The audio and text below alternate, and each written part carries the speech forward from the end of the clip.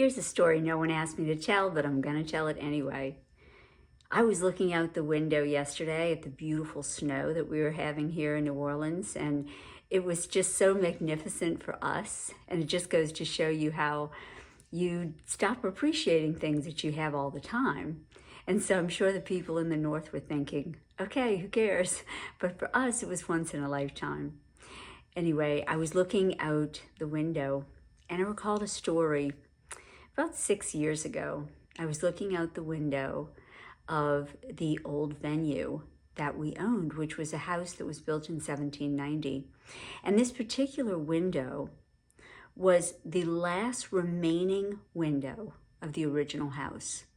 So it kind of had that wavy glass in it, but I just cherished it so much. And as a matter of fact, if you dig really deep into my videos on TikTok, you'll find one talking about how at my son's wedding, we caught the image of this little girl in the window.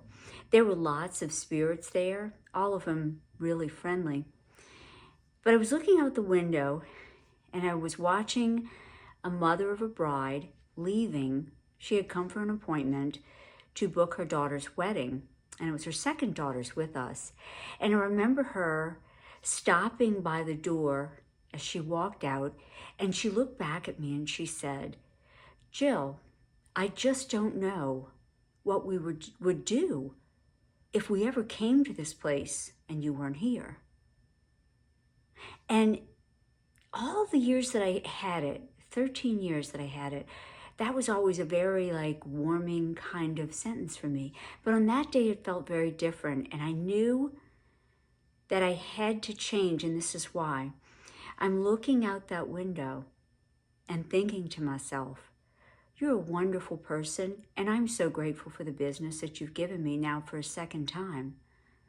But you never called me on Monday after the last daughter's wedding and said, thank you, it was wonderful. You don't come to my house on Christmas. You don't send me a birthday card. Not that she has to, these are customers. My point was, and is, it's not that I'm not grateful, it's that I had become trapped in that house. And I was watching her leave through the window with all of the ghosts and spirits that lived in that house.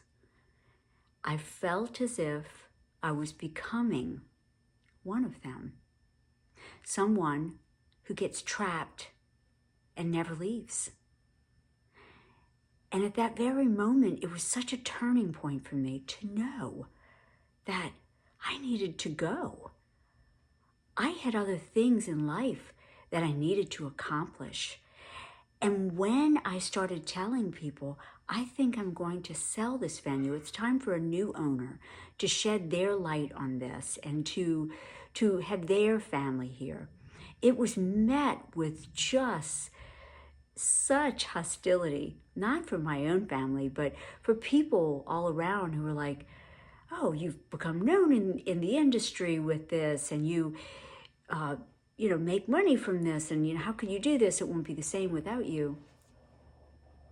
But like those ghosts, I had become a shell and a ghost myself from everything else that life had to offer me.